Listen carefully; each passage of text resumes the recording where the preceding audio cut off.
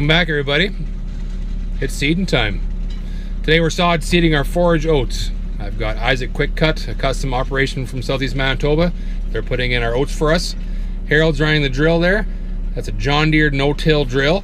It's one of a kind around here. They're the only ones that got one of those, and that's what we need to seed into this really heavy sod. So we're putting in what we is calling haymaker oats, or a forage oat crop. And yeah, it's going into a grass field which has been hay for a long time, longer than I can remember. So we sprayed the field last week with Roundup, and the field's slowly dying off, and we're going to drill in these forage oats. And it's always a little nerve-wracking for me just trying to get it all figured out, like what's the proper depth on this stuff. I've done a bit of reading on sod seeding, and we tried some last year, and they recommended going as deep as possible, and we tried that and it didn't work. It's for me definitely a learning curve, but luckily these guys have some experience with it. They know what's going on, and we're trying to go about inch and a quarter deep today. It's always tricky to find that line where the thatch or the sod ends and the soil begins, because we definitely want to get a little bit of soil contact. But oats are very forgiving, and probably the best thing we have going for us is the forecast that's coming up tomorrow. We got 4 days of rain, which is so welcome. We are so dry here in Southeast Manitoba. It's just been crazy. We've had some fires in the area, and it's just been way dry. There's dugouts have gone dry. You see pictures of people driving their quads in the rivers because the rivers are going dry. They're so low. So 4 days of rain. Whew, big sigh of relief here. So yeah, we'll try and follow Harold around a little bit today while I get between chores. But yeah, it's seeding time. Just a quick little view of our setup. So I just got 5 tote bags of seed on the trailer on my truck. And all we'll do is when Harold wants to load up, we'll grab one of those bags by the loops. And then I've got my loader tractor here with the bale forks on. And just hold that bag up above the back of the seeder. And there's a valve or like a little opening on the bottom of the tote. And it's a little tricky to open that thing and not have all the seed come out in a massive hurry. But luckily Harold and I got big strong hands. You pinch that thing shut and tie it back off. But yeah, we could probably fit a full bag per fill. We didn't quite get all that one in, but I think next time we can try and get it all in. But I'll definitely come back in about an hour or so when Harold's time to refill and get some footage of that. But I will film a little bit here from inside the cab of our SUV because it is ridiculously windy today. So to try and cut out some of that really annoying wind sound, we'll just film from in here for now.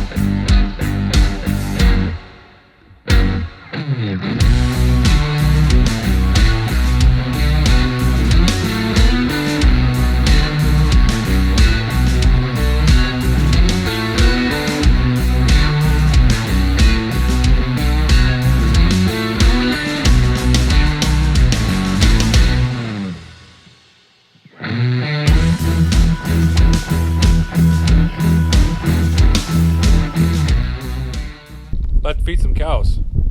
First thing, let's have the grain.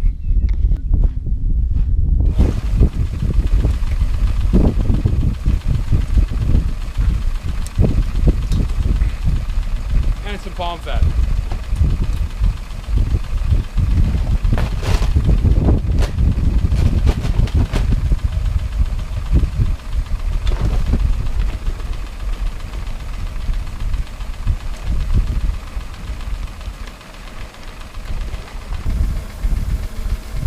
Okay, we got 2,440 pounds of supplement and palm fat in there.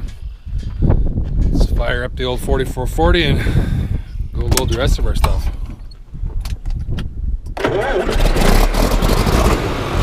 Ready to roll. So yeah, it's been a while since I've done a feeding video. I haven't done one since the new cows arrived. And with more cows means we need more feed. Our inventory of feed wouldn't have been enough to feed the ration we were on to support the new cows when they got here and through their entire stay. So we've had to bring on a few other feeds. One of them being this stuff. This is beet pulp. We take the sugar beet and they grind it up to make sugar. Sugar we use in our houses every day. This is what's left of the beets. It's dried down. And yeah, it's kind of a coarse looking, almost sawdust type of thing. But this still has quite a bit of sugar in it, which is good for the cows, and lots of a digestible fiber. So the way we're feeding this is to replace corn silage in our ration. We still feed corn silage, but we wouldn't have had enough, so we add some beet pulp to kind of stretch out our corn silage. So what we're gonna do, we're gonna take some beet pulp here. I kind of made a bit of a poor man's commodity bay. Took some round bales to keep it in here. A live floor truck comes, they back in, they unload the beet pulp. I kind of pushed it up with the tractor into a bit of a pile. We have some plastic over top with some ropes tied to some pallets on the edge to hold the ropes down to keep the plastic on. And yeah, we'll grab the skid steer here with a big bucket. Grab a bucket of this, put it in the feed wagon. And then I'll go to loading my other ingredients. And I got something new to show you.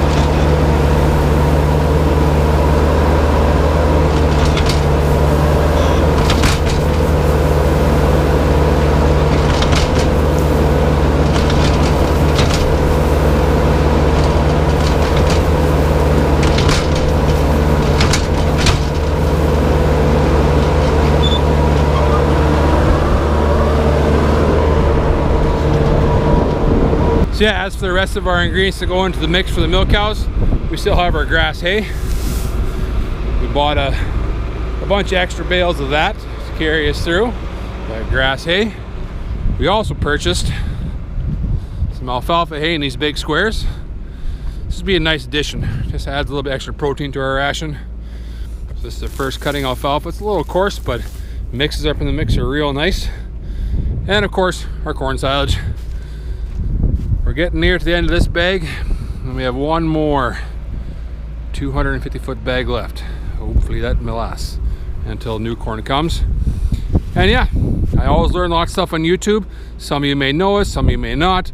A little tip for you guys feeding out of bags in summertime, especially if you have a bit of an extra lip of plastic hanging down, starts to blow in the wind, that plastic flaps, it actually creates air that'll go in your plastic, and you'll start to get a little skim of mold on the edge of your bag of corn silage or haylage, whatever you got in a bag. So a little tip we do is I've got a piece of rope here tied to some tires, and this goes across the bag, and it's heavy enough that it just kind of creates a bit of a seal there, kind of like a Ziploc idea, and that just holds that down. And then as we feed and we go into the bag, I just kind of move that along. So a little tip for you there.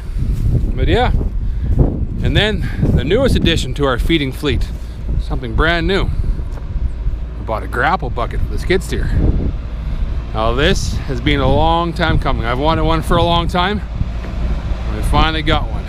Got an HLA grapple, an 84-inch bucket on it, and this has been real nice. It's just making my feeding a lot more efficient, especially for handling the hays and straw and different loose ingredients we feed. The big bucket we have for the skid steer I made it work for many years. It was a bit of an art to doing it, and I learned how to do it, but every once in a while you get a bucket full of hay and you turn around and lift it to go in the mixer and the whole thing would fall out. Worse yet, fall on top of the skid steer and just make a bit of a mess. And feed's expensive. And shrink is a real thing. We want to minimize the amount of feed we waste. You know, if we drop some hay in the ground now, well, the yard's nice and dry, I can pick it back up, but you know what, it's not always dry. A week ago we had some rain, it's kind of muddy. You drop some feed, you drive it, well now that feed is not really any good anymore. So this just helps kind of cut down the shrink. One thing I don't like about it, from the cab of the skid steer I have a really hard time seeing the cutting edge of the bucket. So going into the bag is tricky, right? You guys feed it a bags, you know, you want to keep that plastic on the bottom nice, and if you go too low you might grab a little bit of dirt, you rip the plastic, end up with plastic in the feed, and then you just, the cows won't eat it. We have to go out there and pull that plastic out of the feed. And with my big bucket I can always see the bottom of the bag, the plastic, and I can usually skim along it fairly nice. Every once in a while I nick it. This one, it's real tough to see, it's more by feel. So what we might do eventually is just notch a small hole in the back of the bucket so that from the cab I can see through that cutting edge.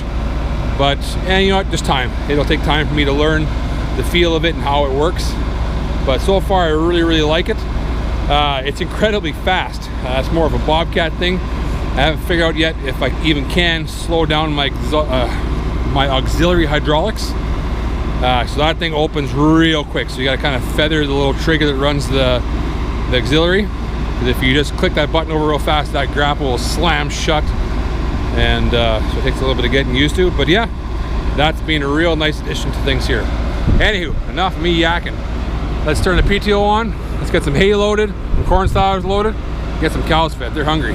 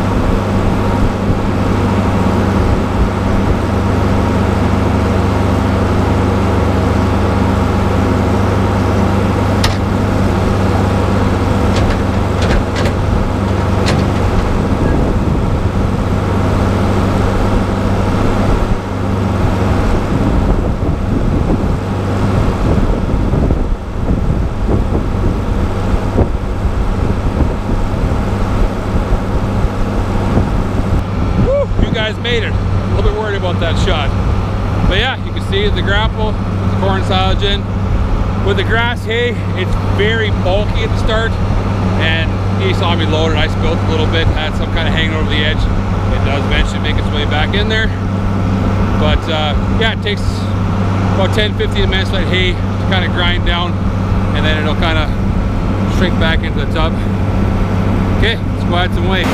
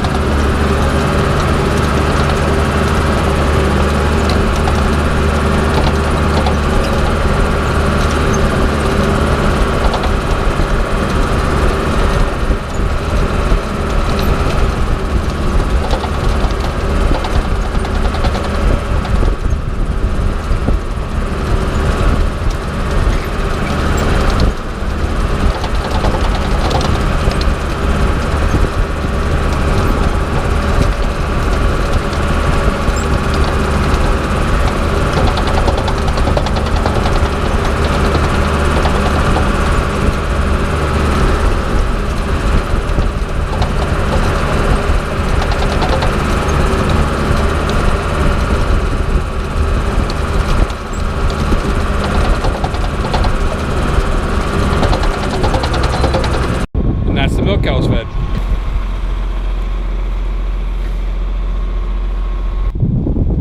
Round bale silage.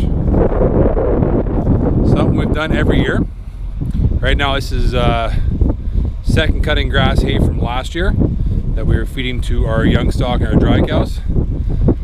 And tube line wrapping works very well. Very common practice in our area, but it's something that it's got a few pros and cons for our operation. A big con for me is the amount of space these rows take up. I don't have that big of a yard. I can get about 65 bales in a row, and it just becomes a little bit inefficient to move the wrapper all the time when we're making new rows. And it's also a mad scramble. When our custom guy hits the field, they can get so many acres baled faster than we can think. And I got a field full of bales sitting there that need to be wrapped. The sooner you put those things under plastic, the better. So it's been a mad rush to get those bales hauled home, get them going here in the yard, and it's normally just been me doing it. Now Slade's old enough. Slade does help out quite a bit. He'll putt around the field in the tractor hauling bales, and he would help run the tube line wrapper in the yard here. But last year it was a bit frustrating. We were rushing to do it, and then I'd hook the edge of the wrapper with my skid steer fork, and I'd pull the wrapper head even just a few inches, and it would tear the plastic between the bales, and then you'd have some spoilage in a couple of bales.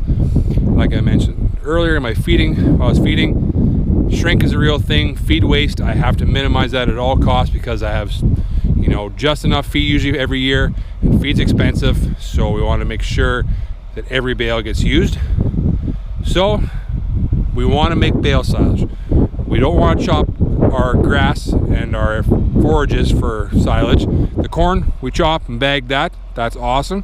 That's the only way we could store that. We could make a ground pile too, but bagging corn silage for us is number one. But for the forages, we've found that bale silage is the most economical, but these tubes have a bit of a dilemma. They don't quite work here the way I want them to. That's what I'm supposed to do. Hold on, I'll show you. Here, I just want to quickly show you guys something. Look at on here. See all those? Those are grasshoppers. I remember last year we took the second cutting off. We took it off probably a week earlier than we should have because the grasshoppers were just thick in there. And I figured I better get the grass off or the grasshoppers eat all my grass. Anywho, when we were picking up these bales, there were so many grasshoppers in the field. They were jumping everywhere, clinging onto the bales, and a lot of them stayed on the bale until we made it home. And I guess a lot of them decided to stay right to the bitter end, and they got wrapped up in the bale while we were making the silage. So yeah, that's a fermented grasshopper. I wonder what that tastes like. Now I ain't gonna find out. The answer is individual silage bales. We bought a marshmallow maker.